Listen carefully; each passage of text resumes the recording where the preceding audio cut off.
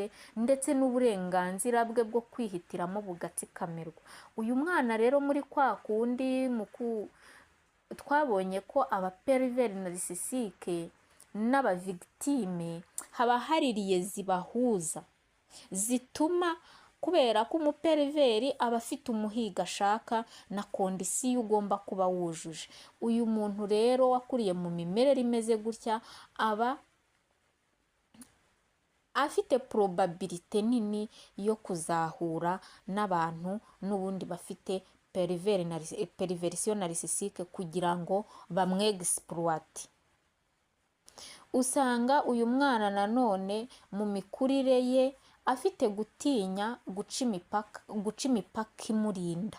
Usanga nta ruzitiro afite ku buzima bwe, ku mitekerereze ye, mbese aba ameze nk'urangaye kwa. Nk'uko wafata